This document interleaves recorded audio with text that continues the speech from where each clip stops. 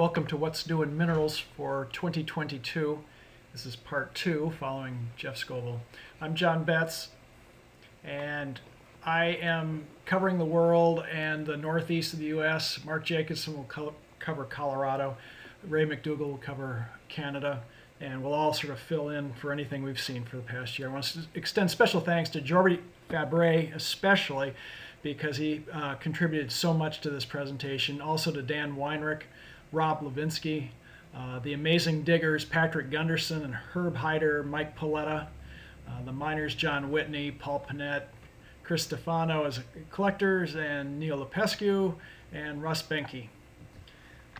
There's a lot to cover, so I'm going to move quickly. I always start with fakes seen during the past year. In Tucson, there were a large number of these blue and purple and green dyed rocks.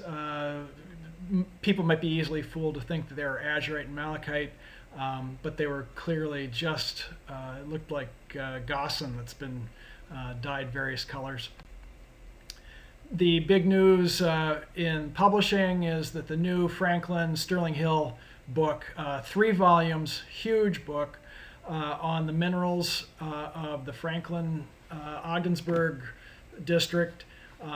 Here's down in the lower corner lower left is Van King, the principal editor, who's holding a stack. That's the contents of the book printed one side, and Dick Bostwick there is holding the cover prototype for volume 1. It's available for $185 plus shipping. They have not done a good job of marketing this. It is quite hard to find any information online, so good luck. If you know Van King, I would reach out to him if you want to get a copy. Museum news, we've moved past COVID. Many museums have reopened, and the new museums that were in construction, including the Alfie Norval Gem and Mineral Museum in Tucson, they have opened permanently, and the good news is that they are fantastic additions to the mineral world. The Natural History Museum of Los Angeles, though, is still requiring COVID tests within 2 days of a visit, so they're lagging behind in opening up. James Madison University had received the donation of Peter Villa's collection, and that collection went on display just as COVID came along, so it was closed temporarily. It is now open again. The American Museum of Natural History has redesigned their Gem and Mineral Hall, and it is fantastic. I went expecting to spend 2 hours there, and after 4 hours I still wasn't done. So that is well worth a trip if you're ever anywhere in the East. The Rice Museum is open with limited hours. The Telescience Museum is open. The Maine Mineral and Gem Museum, which is the new museum in Bethel, Maine, is open permanently. And they are planning an upcoming 50th anniversary exhibition of the October 1972 find at the Dunton Quarry that produced so many of those beautiful zoned bicolor tourmaline crystals. Locality information, the Hewitt Gem Mine in Connecticut is for sale. Do a search on Mindat to find out what can be found there. It's one of the few places that has been open to collecting to clubs, and you could go in with equipment. So if you want to take a compressor in and jackhammers, go to it. But now it's on the market for $199,000. You get 45 acres right in prime Connecticut pegmatite territory. An update to last year's presentation. I presented this slide, the question being, was it ludlicite or carabibite from Minahuela? They were found in 2020, and it was uncertain which species it was. Pansner said it was carabibite.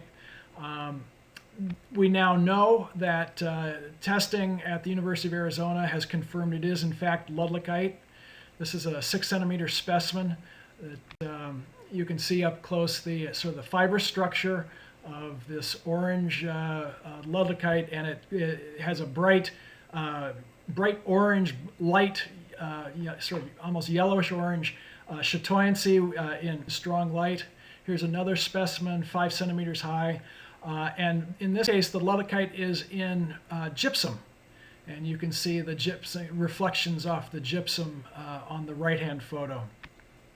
Here's another picture of that. In New England, the new workings by Cliff Treblecock and Paul Pinette. This has also been referred to as the extension of the Fisher Quarry. They're getting into some almandine, some quartz crystals, large feldspars, and beryl crystals. Here's an almandine crystal. It's quite large. I think this is another one that's over 2 inches. Here's some gem aquamarine beryl, and not a lot for great display specimens, but they are getting cutting rough that they can cut gemstones from. Nearby at the Willis Quarry, John Whitney is got a team working that quarry, and here's a large beryl crystal. That's a man's leg behind there. That's not an arm. It's a leg and a boot. So it's quite big crystals. Everybody remembers my past few years that I always present sort of what's going on in New England, but without giving details. These are local diggers that are out there finding great new minerals, but they don't want their localities known yet. And so here's some images of a new smoky quartz locality in Litchfield, Connecticut, being collected by Mike Paletta and his friends, and some pretty big stuff. This is not the same as the Morris Dam, which is about 6 miles away. So this is a new locality. He's also uncovered a new kyanite locality in Bethany, Connecticut.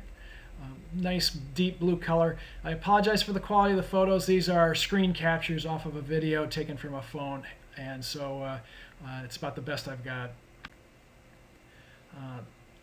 Let's see, Jim Boutier is collecting pocket barrels down near Portland, good quality gem crystals.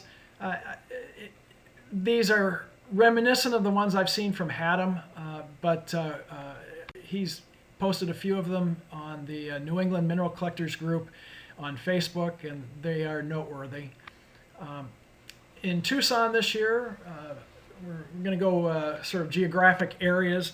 In Tucson, let's see, Jared Freiberg of Saga Minerals had these fantastic intersecting stalactitic formations of marcasite. This one's 16 centimeters across, from the Linwood mine in Iowa.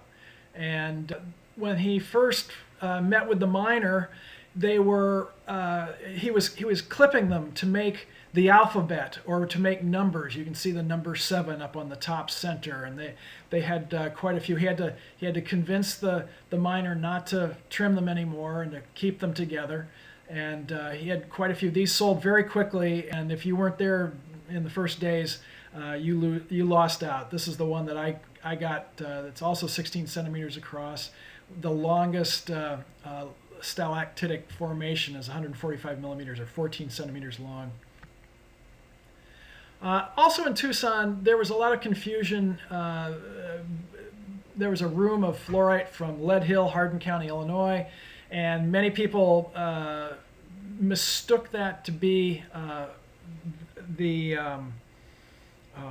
Hill Ledford mine, and it is not. The actual location is Hasty's Quarry, which is a crushed stone quarry, and they are encountering occasional pockets of fluorite and nice, good quality bicolor, usually an early generation of a yellow fluorite with purple overgrowth, and these are available from Gavish Minerals.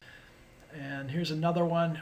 Again, it's this reddish purple overgrowth over yellow cubes, and a little bit of chalcopyrite mixed in, but available in large quantities, large specimens at fair prices, at least until other dealers get their hands on them. In Canada, the very prolific digger Herb Hyder in the Revelstoke area of British Columbia came up with some nice Tessin Habit quartz crystals, and he then moved on and found some nice large iolite crystals with some with cat's eye effect that were ranged from translucent to transparent. You can get he had a few small pieces pictured on his posts. He does a lot of posts on TikTok, but he also is on Facebook. But he had some that showed good gem quality. He's also digging what he refers to as pink cloud amethyst geodes from just Katla on Graham Island in British Columbia. These were quite large. Again, he has videos online, especially on TikTok, showing the extraction of some of these specimens.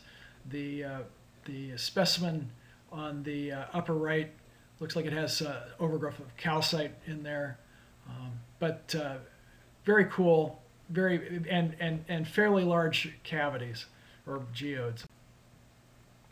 In Mexico, many dealers are showing these calcites, large sort of dendritic or arborescent formations, translucent white, that were from what's known as La Caverna on the La Rampa, which is basically the ramp down into the Buena Tierra mine in the Santa Eulalia district. And they excavated out the ramp and encountered a large cavity, and there were a number of very big pieces. The lower left photo, that's a deep 6-inch flat, so the flat is 10 by 15 inches. So these are quite big pieces. Top Gem had a new find of barrel crystals from what they're calling the Sonora River Mine in Sonora.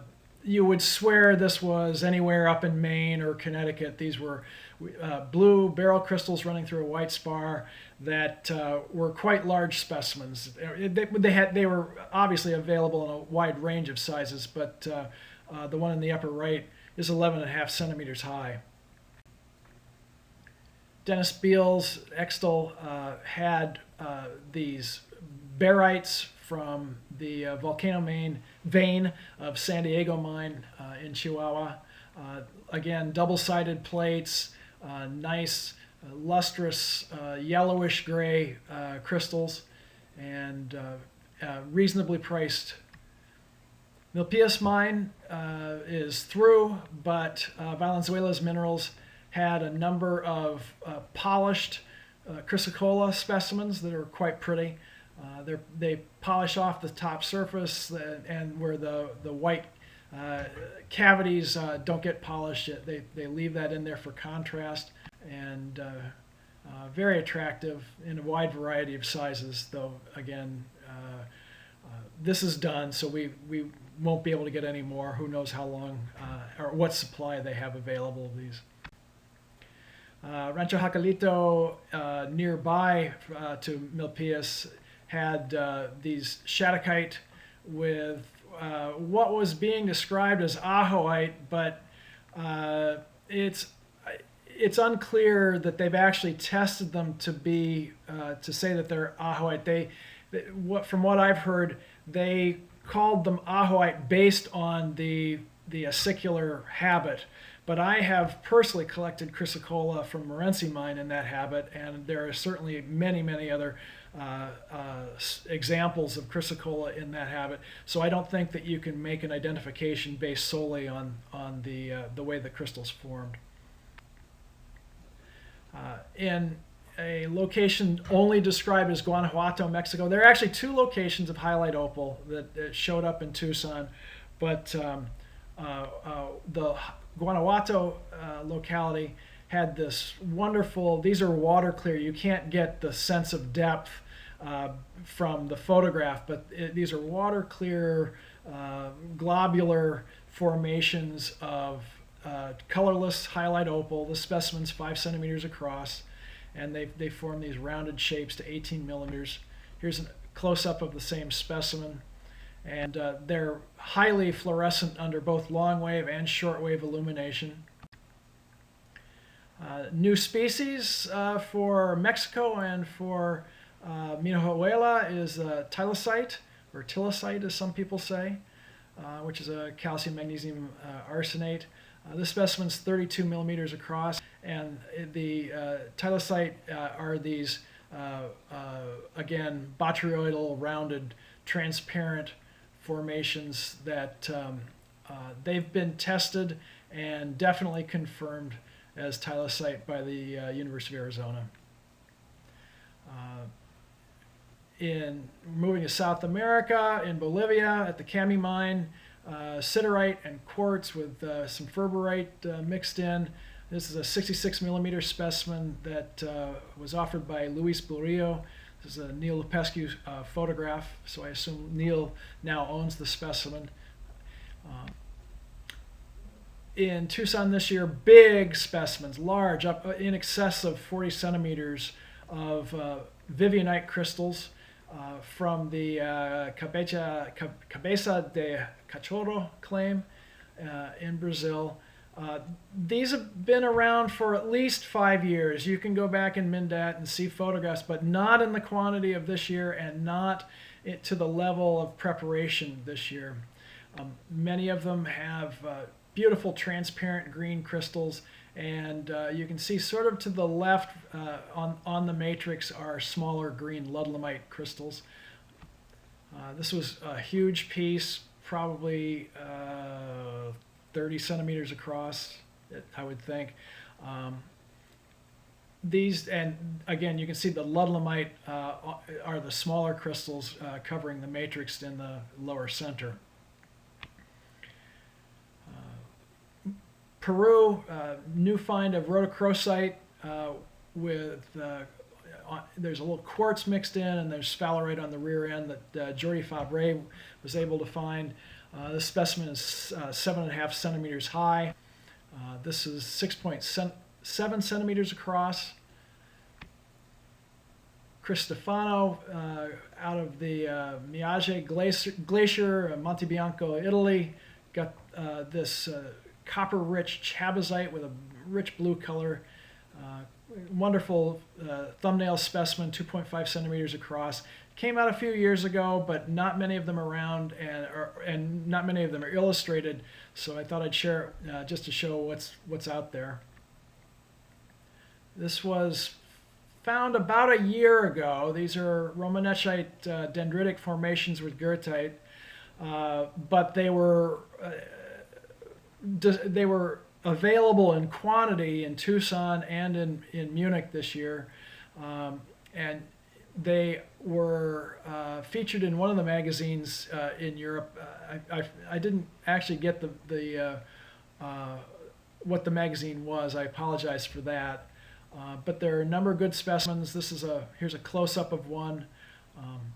They are quite attractive. A nice contrast of the two colors.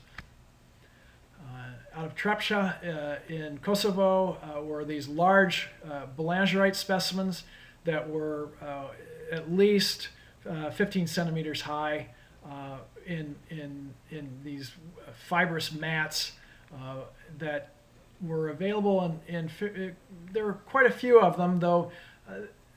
During the days I was there, I didn't see any of them sell, and there were 2 or 3 dealers with them, so they were being quite aggressive on prices. I would be interested to know how many were found and whether we're going to see more in the future.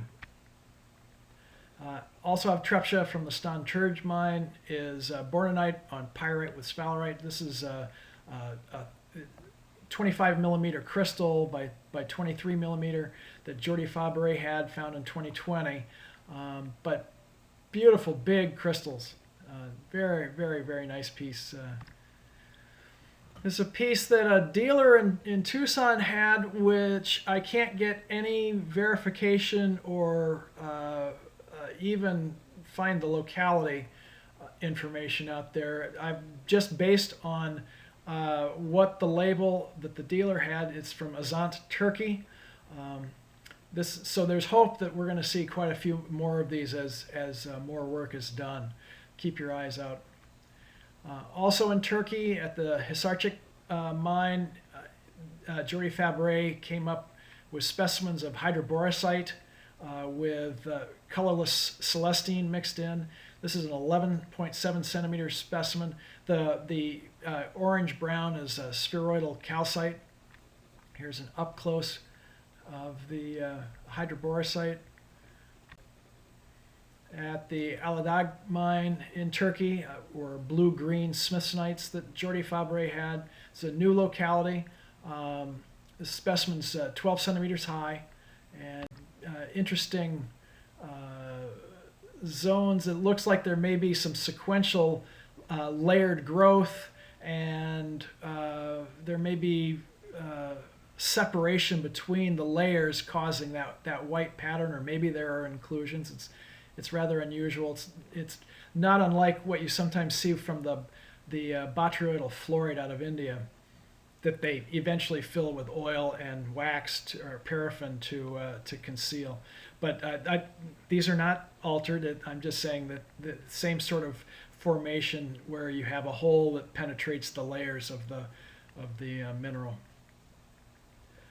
Collector's Edge had these very lustrous, large hematite crystals from the Atkas deposit in Kazakhstan. The photographs do not do it justice. These are as beautiful as some of the hematites out of Brazil, of Ouro Preto, and they had quite a few of these available. These were offered by Karp. They're pyrite overgrown on calcite pseudomorphs after cubic fluorite crystals.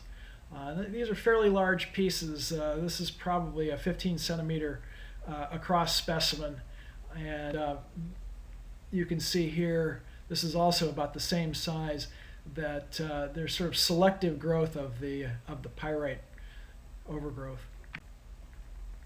Collector's Edge had azurite in aragonite from the Helmand province of Afghanistan.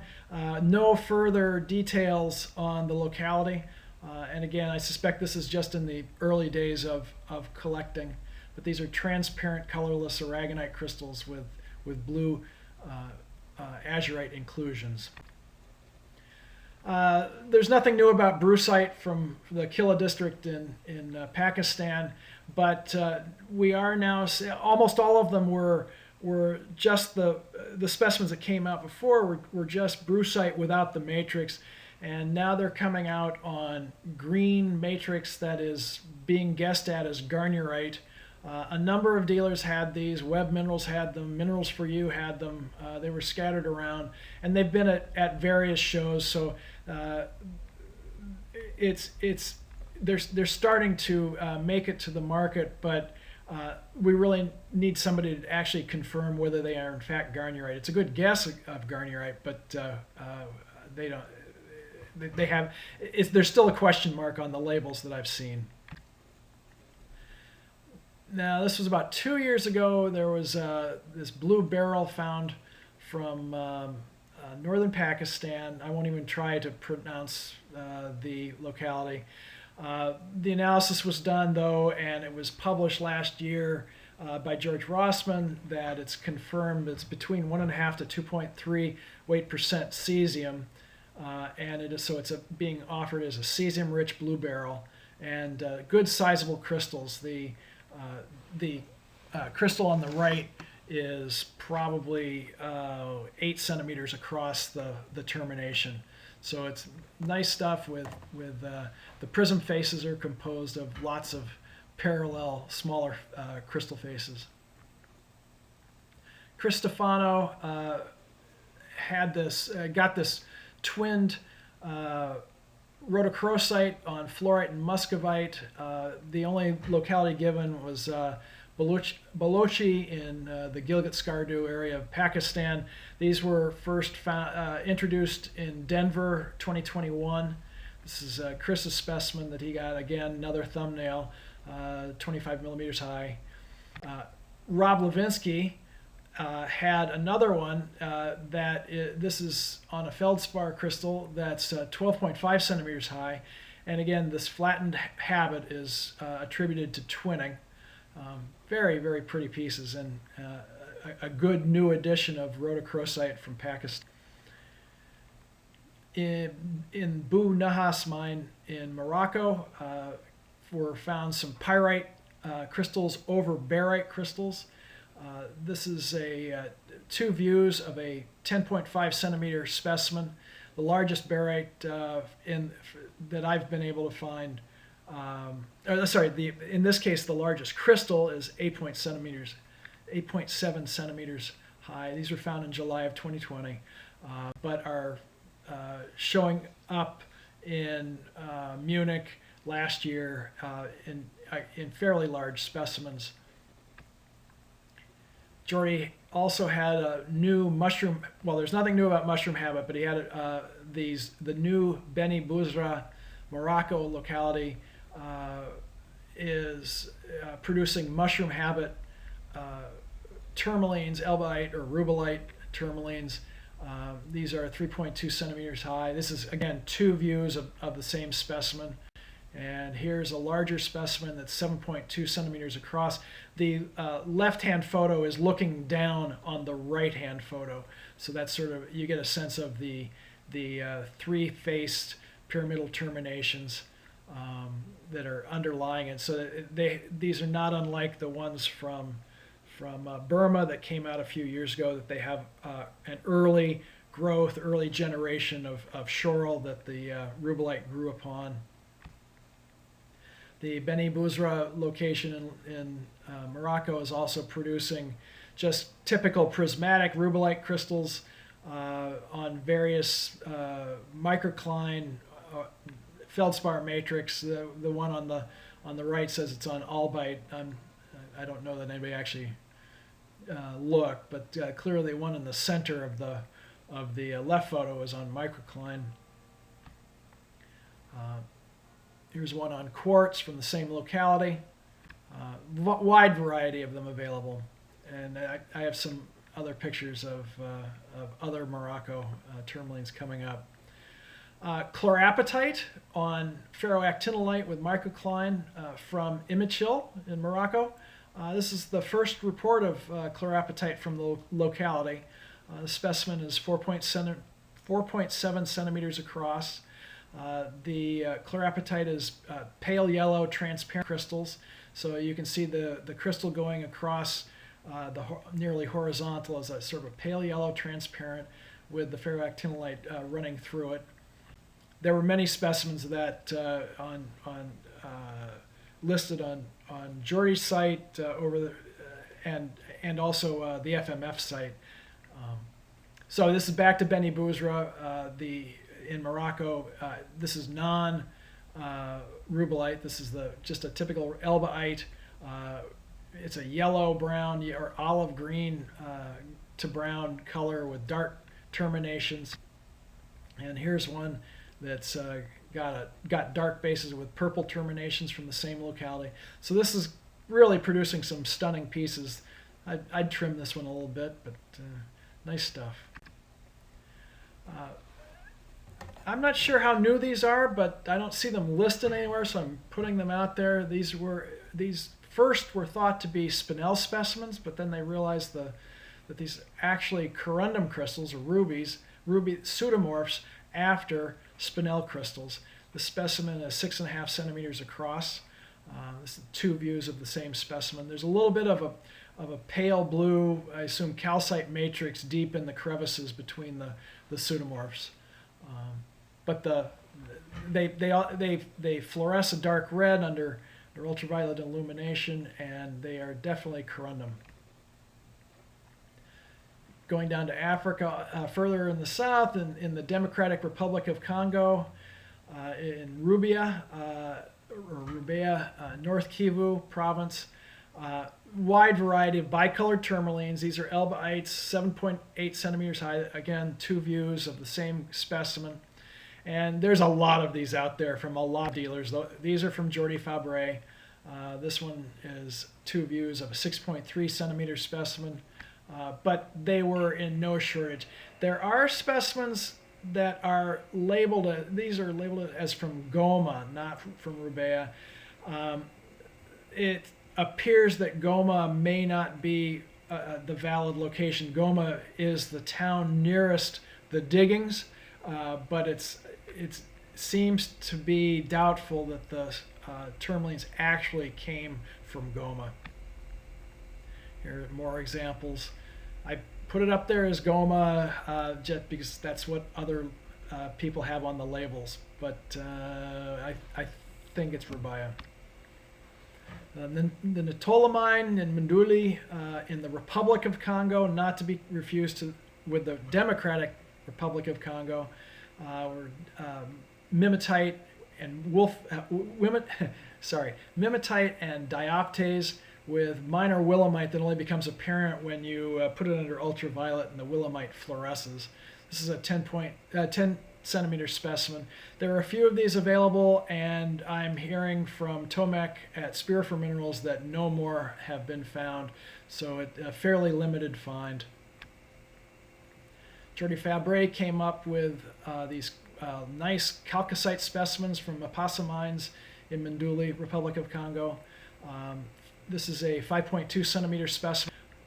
Close-up detail of these beautiful lustrous crystals. But some of them are coated with malachite. Same location. This is a 3.1 centimeter specimen. You can see on the edges where the malachite is rubbed off, you can see the metallic, dark metallic coloration of the chalcocite. In Botswana, on June 1, they recovered a 1,098 carat diamond that is believed to be the third largest gem quality diamond ever mined, behind the 3,000 plus carat Cullinan that they found in 1905, and then the 1109 carat Lissetti La Rona diamond that Lucara found, which I think was last year or the year before. It was in my What's New in Minerals back then. But this is a stunningly large gem diamond that there have been larger diamonds, but not larger gem diamonds.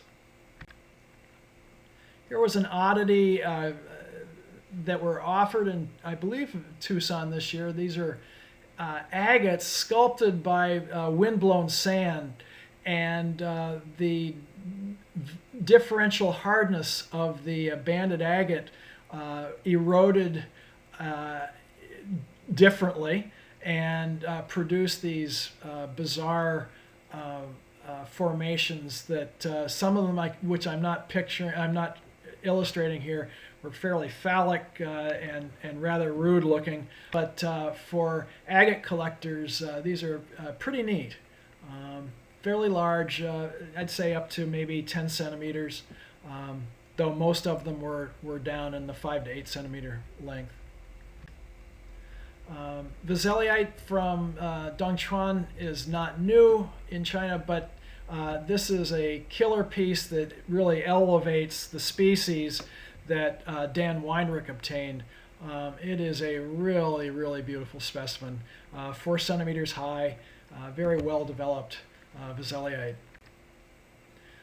Russ Benke out of Dachang mine in China has a fluorite pseudomorphs after calcite, so you have scalenihedral calcite overgrown with the fluorite, and then the calcite dissolved away, resulting in epimorphs.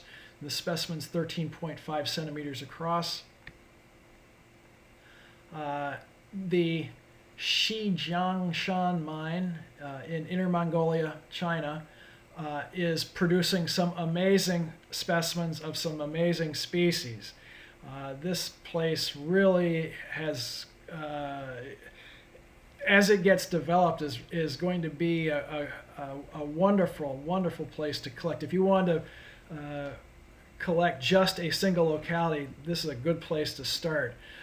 These are bokerite and conite crystals, and the specimen's 5.2 centimeters high that Jordi Fabre had. Here are conite crystals to 5 millimeters. Very, very nice for the species. Olshanskyite, this is a 4.8 centimeter specimen, nice large crystals. Rowite crystals, 9 to 10 millimeters across, also from Jordi Fabre. It's good. This is a good location. Also from the Shijiangshan mine in Inner Mongolia is Imayoshiite crystals. These are 4 to 10 millimeters across, very attractive. Jordi Fabre had these.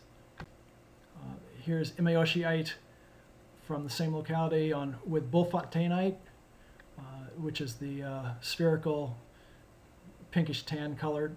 This is a 4.4 centimeter specimen. And this is Imeoshiite on Bulfontainite with white tobermorite. This is a 3.2 specimen. And these may be the best known crystals of Imeoshiite. That Jordy has posted these on his site, and they've also shown up on What's New in Minerals on the at the Munich show on the FMF forum. Here's a close-up of the Imeoshiite. Big crystals, fantastic. Down in Australia, Patrick Gunderson has reopened or restarted work at what was known as the Wailu amethyst mine, also known as the Austrian mine, Mount de Courcy amethyst. He's calling it the Great Australian Amethyst Mine, Wailu, Western Australia, and you can see that he's finding no shortage of nice, large, dark amethyst crystals. This is the only picture he's shared so far, but I have lots of hope that he was going to find many, many more, and hopefully we can get some of these exported out of the country. At Mount Surprise in O'Brien's Creek, Queensland, Australia, which is an area that Patrick collects quite a bit. He's finding amethyst scepters. This is a 10 centimeter scepter. Look at the beautiful color when backlit. And the biggest news was this one that came out. It's still dirty, just as it came out of the ground, but it's 20 centimeters tall. And he reports that it's possibly the largest scepter quartz found in Australia. Also in O'Brien's Creek, Queensland, Australia, Patrick collected phenakite crystals, 12 to 25 millimeters, nice gem crystals. Here's a group of them, all in the last year. It's not unheard of to find phenakite down in the area, but these are some of the best that have been found in recent years. And with that, I'd like to conclude and thank everyone that granted me permission to use their photos. Assembling this presentation is like herding cats, gathering up photos and information from a lot of different sources, and I just want to thank everybody that took the time to send me information. With that, I'm going to conclude.